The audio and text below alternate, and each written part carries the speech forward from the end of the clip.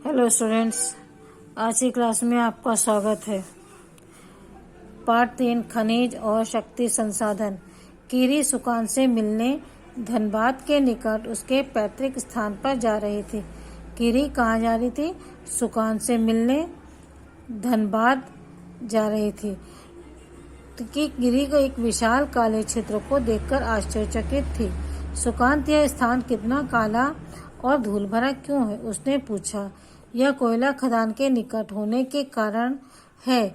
क्या आप वहां ट्रकों को देख रही हो? ये सभी खनिज कोयले को ले जा रहे हैं, सुकांत ने उत्तर दिया। सुकांत ने उसे बताया कि यहाँ पर कोयला क्षेत्र जो है नजदीक होने के कारण यहाँ पर यह क्षेत्र इतना अधिक काला और धूल भरा है।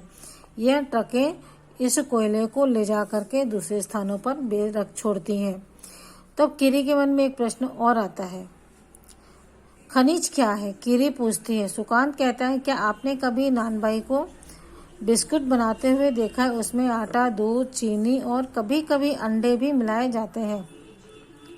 जब आप पके हुए बिस्कुट खाते हैं तो क्या आप इनके अवयवों को पृथक रूप से देख सकते हैं?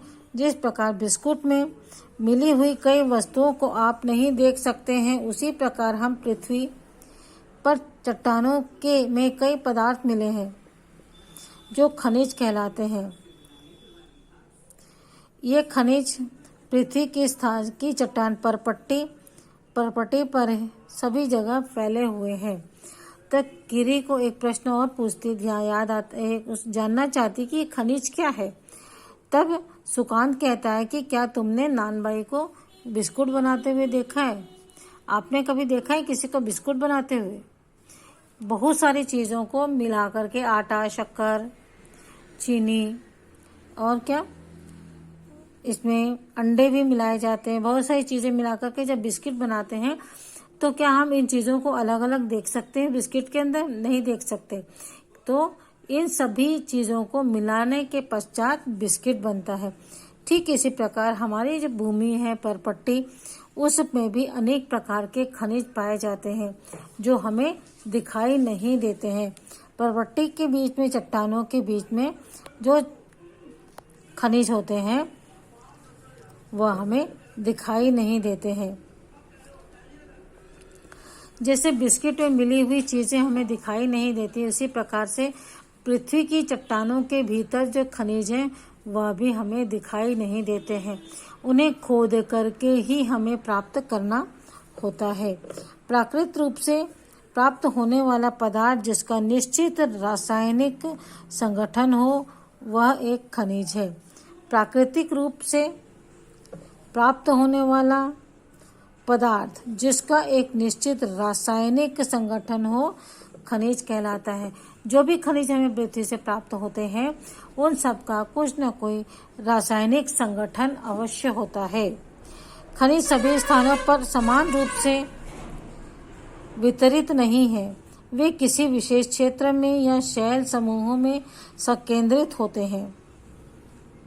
कुछ खनिज ऐसे क्षेत्रों में पाए जाते हैं जो आसानी से अभिगम्य नहीं है, जैसे आर्कटिक महासागर संस्तर और अंटार्कटिका। पृथ्वी के सभी भागों में खनिज पाए जाते हैं ऐसा जरूरी नहीं है। सभी खनिज सभी स्थानों पर समान रूप से भी नहीं पाए जाते और हर स्थान पर खनिज पाया जाए यह भी आवश्यक नहीं है। वे किसी विशेष क्षेत्र या शैल समूहों में संकेंद्रित होते हैं। किसी विशेष चट्टानों के बीच में जो है खनिज प्राप्त होते हैं जो कि भूवैज्ञानिकों के द्वारा खोज कर निकाले जाते हैं और बाद में इनका खनन किया जाता है और बड़ी बड़ी मशीनों के द्वारा उसे आसानी से प्राप्त कर सकते हैं। कुछ खनिज ऐसे क्षेत्रों में भी हैं जहां पर आसानी से पहुंचा नहीं जा सकता, जैसे आर्कटिक महासागर और अंटार्कटिका महासागर। अंटार्कटिका के क्षेत्र ये ऐसे क्षेत्र हैं जहां पर खनिज प्राप्त करने के लिए आसानी से नहीं पहुंचा जा सकता है। खनिज विभिन्न प्रकार के भूवैज्ञानिकों परिवेश में अलग अलग दशाओं में निर्मित होते हैं। वे बिना किसी मानवीय हस्तक्षेप के प्राकृतिक प्रक्रियाओं द्वारा निर्मित होते हैं। वे अपने भौतिक गुणों जैसे रंग, घनत्व, कठोरता और रासायनिक गुणों यथा विलेयता के आधार पर पहचाने जाते हैं। खनिज विभिन्न प्रकार के भूवैज्ञानिक परिवेश में अलग अलग दशाओं में पाए जाते हैं, अलग अलग स्थितियों में पाए जाते हैं। कोई कच्चे तेल के रूप में पाया जाता है, कोई ठोस रूप में पाया जाता है, कोई नरम चट्टान के रूप में पाया जाता है। इस प्रकार से उनके अलग अलग परिवेश होते हैं और बिना मानवीय हस्तक्षेप के प्राकृतिक प्रक्रियाओं द्वारा निर्मित होते हैं। और ये चट्टानें कैसे निर्मित होती है? प्राकृतिक रूप से ही खनिज जो है का निर्माण होता है। इसमें मनुष्य का कोई हाथ नहीं होता है। मानवीय हस्तक्षेप और प्राकृतिक प्रक्रियाओं द्वारा निर्मित होते हैं। वे अपने भौतिक गुणों, रंग जैसे रंग, घनत्व, कठोरता, विलेयता, रासायनिक गुण आदि के आधार पर पहचाने जाते हैं। उन्हें पहचानना के लिए कुछ विशेषताएं उन खनिजों की होती है जिसके द्वारा हम इन्हें पहचान सकते हैं। अब देखते हैं हम कि खनिज कितने प्रकार के होते हैं। पृथ्वी पर 3000 से अधिक खनिज, विभिन्न प्रकार के खनिज पाए जाते हैं। संरचना के आधार पर खनिजों को मुख्यतः धात्विक और अधात्विक दो रूपों में विभाजित किया जा सकता है। खनिज धात्विक और अधात्विक। धात्विक में दो प्रकार होते हैं, लौह खनिज और अलौह खनिज। लौह खनिज में लोहा की मात्रा होती है और अलौह खनिज में लोहे की मात्रा नहीं होती है। धात्विक खनिज में धातुएं होती हैं और अधात्विक खनिज जो है उनमें धातुएं नहीं पाई जाती हैं। जैसे पेट्रोलियम, इसमें धातु नहीं पाई जाती बल्कि यह तरल अवस्था में, द्रव अवस्था में प्रकृति में विद्यमान होता है।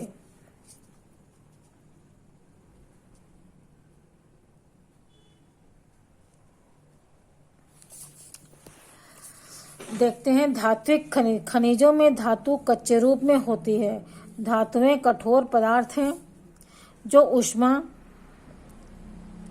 और विद्युत को संचालित करती हैं और जिनमें द्युत या चमक की विशेषता होती है। लौह अयस्क, बॉक्साइट, मैग्नीज अयस्क इनके कुछ उदाहरण हैं। धात्विक खनिज लोहा अथवा अलौह हो सकते हैं।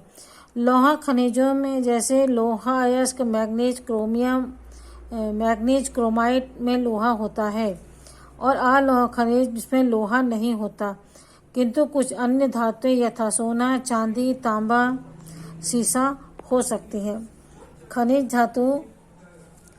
खनिज में धातु जो होती है कच्चे रूप में होती है।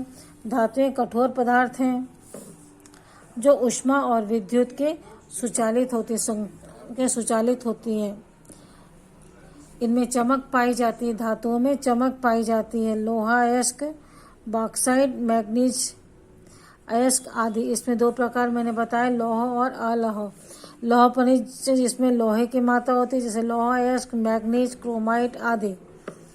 अलौह खनिजों में है सोना, चांदी, तांबा, सीसा, ये सभी अलौह खनिज हैं। इसके पश्चात देखते हैं दूसरा अधात्विक खनिज। खनिजों में धातुएं नहीं होती हैं, उन्हें अधात्विक खनिज कहते हैं। चूना पत्थर, अभ्रक और जिप्सम इन खनिजों के उदाहरण हैं। खनिज ईंधन जैसे कोयला और पेट्रोलियम भी अधात्विक खनिज है। बताया मैंने आपको, अधात्विक खनिज में लोहा नहीं पाया जाता है, जैसे चूना पत्थर है, अभ्रक है, जिप्सम है आदि। इसके और अधिक उदाहरण हैं जो कि ईंधन के रूप में काम आते हैं, कोयला और पेट्रोलियम। खनिजों को खनन या प्रबोधन और आखनन द्वारा निष्कर्षित किया जा सकता है, अर्थात खनिजों को जमीन से खोदकर और निष्कासित करके उसे प्राप्त किया जा सकता है। खनिजों का निष्कर्षण 3 प्रकार से होता है। पहला खनन, दूसरा प्रबोधन, दूसरा आखनन। खनन में विवृत खनन और कूपकी खनन दो प्रकार के होते हैं। पृथ्वी की सतह के अंदर दबी शैलें, पृथ्वी के अंदर दबी पृथ्वी की सतह के अंदर दबी शैलों से खनिजों को बाहर निकालने की क्रिया को खनन कहलाती है। और खनिज को जो कम गहराई में स्थित है, पृष्ठीय स्तर को हटाकर निकाले जाते हैं, उसे विवृत खनिज खनन कहते हैं। गहन वेधन जैसे कूपक कहते हैं, अधिक गहराई में स्थित खनिज निक्षेपों तक पहुंचने के लिए बनाए जाते हैं। इसे कूपकी खनन कहते हैं। खनन भी यहाँ पर आपने देखा, विवृत खनन के द्वारा क्या होता है, नीचे जमीन के अंदर से खोद कर निकाला जाता है। विवृत खनन जो है ज़्यादा गहराई पर नहीं बल्कि ऊपरी परपट्टी के पर ही पाए जाते हैं। और कूपकी खनन के लिए बहुत अधिक नीचे गहराई तक खोदना पड़ता है, जिसे कूपक खनन कहते हैं। पेट्रोलियम